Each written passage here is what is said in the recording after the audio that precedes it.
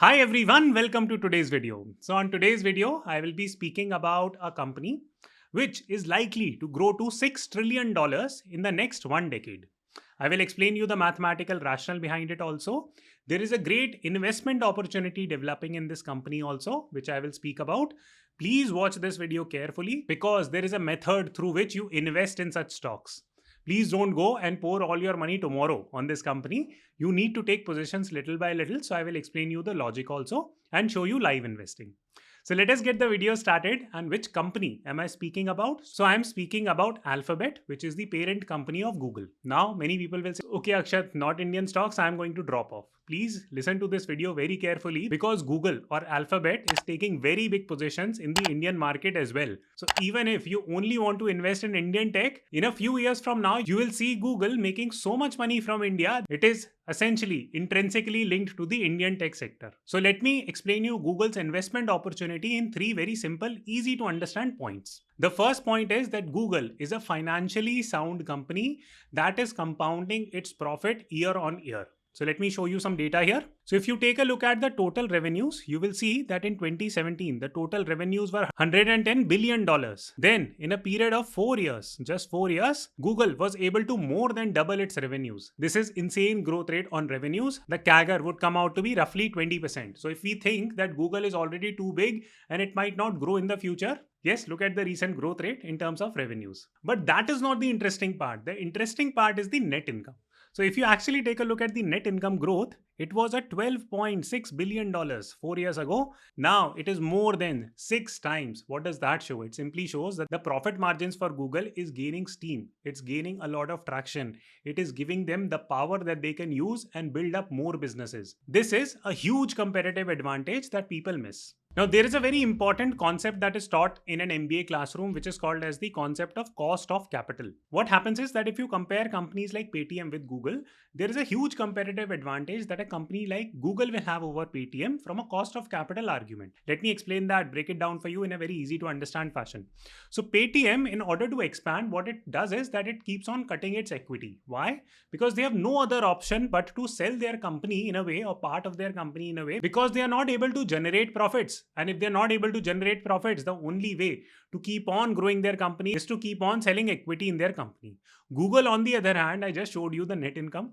The net income is crazy and it is growing at a crazy rate. So they have a lot of bucket load of cash sitting with them. They pick up that cash and they go and make acquisitions. They go and build their business further. They go and launch new products.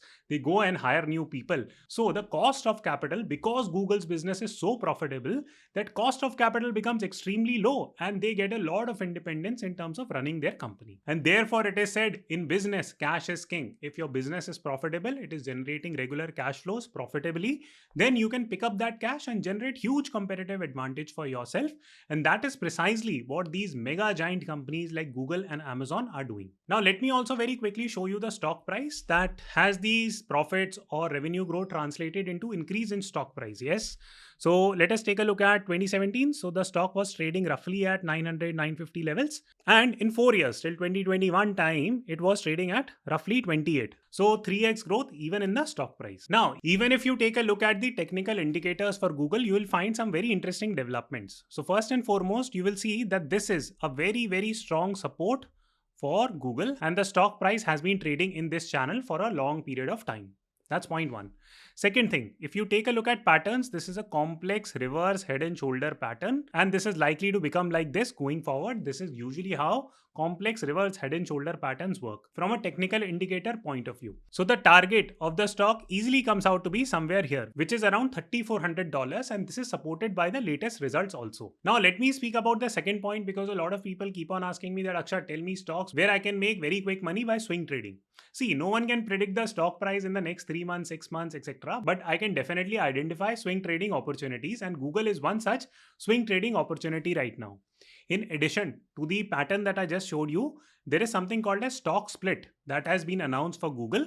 And usually when in the US stock splits are announced for big tech companies, they give a run up and they continue to give a run up until the date when the stock split will actually happen. Now I can elucidate on this point, and word of the day today is elucidate, and you tell me the meaning of the word elucidate because I've covered it on one of my earlier videos. So let us understand Apple's stock split story because something similar might play out on Google also. So if you take a look at this news piece article, you will see that this news came out towards end of July, where the announcement was made that Apple is going to split its stock 4-1, and this split will happen on August 24. So let us take a look at Apple stock performance during this period.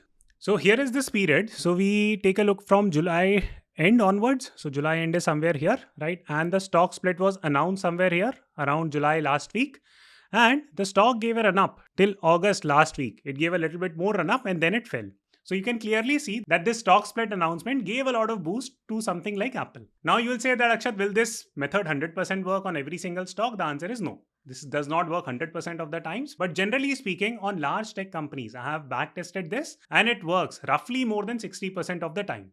A related point here is that you need to understand the concept of stock split psychologically. So stock split in very easy to understand language means that you can have one note of 2000 rupee or you could have 4 notes of 500 rupees, right? Is there any difference between these two scenarios? The answer is no, not at all. Both the things are same. The only difference is that this smaller denomination just gives a peace of mind to retail investors and it boosts up liquidity of the stock. Therefore, the trading volumes jumps up because of this announcement. There is no fundamental reason as to why the stock should be giving run up due to stock splits, but this is the reason why it is a psychological boost, no doubt about that. Now comes the third and the most important part of this video, which is that why do I feel that Google might become a $6 trillion company. So right now, let me show you the market cap of Google, and it is at roughly $1.8 trillion. So if Google can triple in market size, it roughly becomes $6 trillion. So that's the math that we are talking about. Now, Google, according to me, is using something called a spectrum strategy. So spectrum strategy in very easy to understand language means this, that they are building very big things on their own. For example, when it comes to YouTube, when it comes to Google Maps, when it comes to search engine, this has already become big cash cows or big reach type of applications for them. And the first leg of growth for Google has already happened from this. This has allowed Google to get to that $1.8 trillion mark. Now, where is growth going to come from next? Yes, these things will continue to stay profitable, give Google a lot of money. Good things, but yes, it's not as if that this will allow Google to become from 1.8 to $6 trillion company. Now, what they are doing is that they are going on the opposite end of the spectrum, using a ton of money that is sitting on their balance sheet and acquiring a range of companies that they can then pick it up from a small size and make it really, really big. And they can follow that YouTube model. Just to help you understand more about Google's acquisition strategy, here is a very interesting paragraph. Please read it. I will read it with you. So acquisition is a notable market entry strategy. Google has successfully expanded its internet empire through several large-scale acquisitions. One of these includes a US $1.65 billion stock deal to acquire YouTube in 2006. And now YouTube has become a massive cash cow for Google. Google is a very smart company. They know what the market is going to do even 5 years before the market knows it. So they are putting in their money in these type of companies. So if we understand the recent acquisitions of Google, here is a list of these acquisitions. You will see that they have went and acquired companies in smart glasses, cloud assessment, big data, wearables, cloud hardware, audio hardware, collaboration tool, robotics, cyber security. What indication is this giving you? The simple indication is that they are strengthening their ecosystem play. Every tech company is strengthening their ecosystem play. Google too is strengthening its ecosystem play like never before. They are throwing a ton of cash in terms of acquiring smaller companies because they understand that the way that tech is going to develop further is a latch-on model, and every big company is doing this. So let me explain you. So basically, there are big companies like Amazon, Meta, Google. What they are doing is that they are big themselves. What they are now doing is that they are just latching on 3, 4, 5 ecosystems around this. For example, Facebook has WhatsApp. WhatsApp was not a money-making machine when Facebook purchased it, but it acts as a satellite system for Facebook. Similarly, they acquired Instagram. And now Instagram is generating so much cash for Facebook.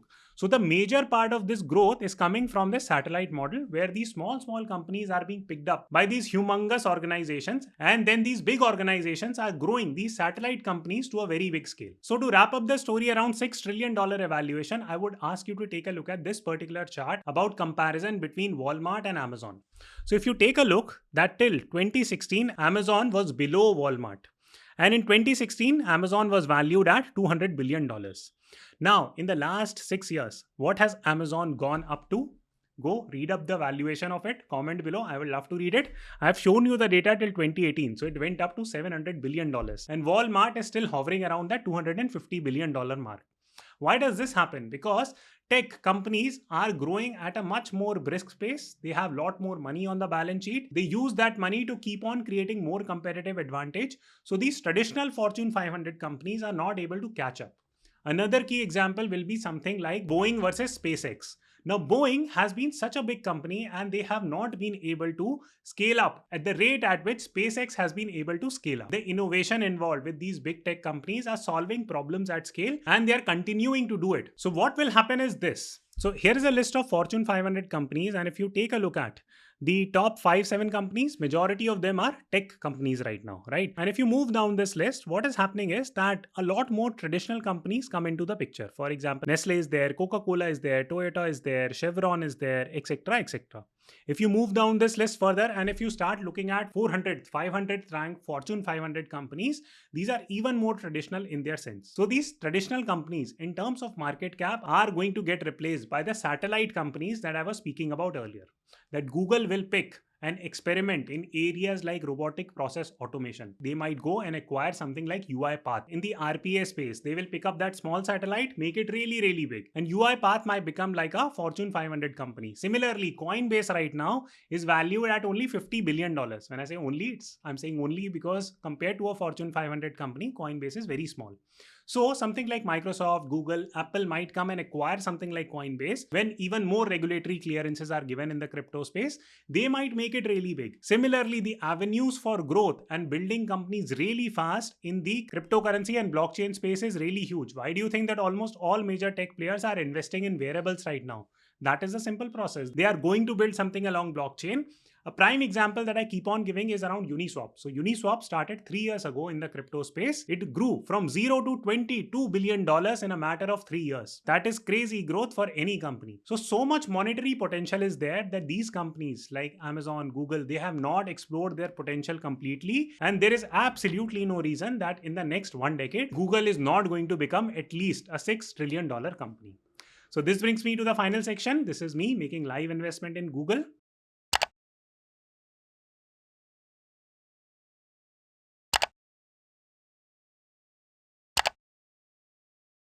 Also, let me very briefly comment about how am I going to invest my money in Google. I have put in a little bit of money right now. My balance was running low. So I will do a simple UPI transaction on Vested. Many of you keep on messaging me that Akshat, how do you transfer money on Vested? Does it directly get converted to US dollars, etc.? Vested has given a very good functionality here. You just simply need to do a UPI transaction in INR and then press the convert button. It automatically gets converted into US dollars. So it's an excellent functionality and makes the buying process really smooth. So you can go and explore it. So over to how am I going to buy Google? Very simple. I am going to do an SIP investment in Google. Every month, I am going to put this much amount of money, what I just put every single month, at least for a year. Then I will monitor the situation and reassess my portfolio. But my next 12-month game plan on investing in Google is fairly simple.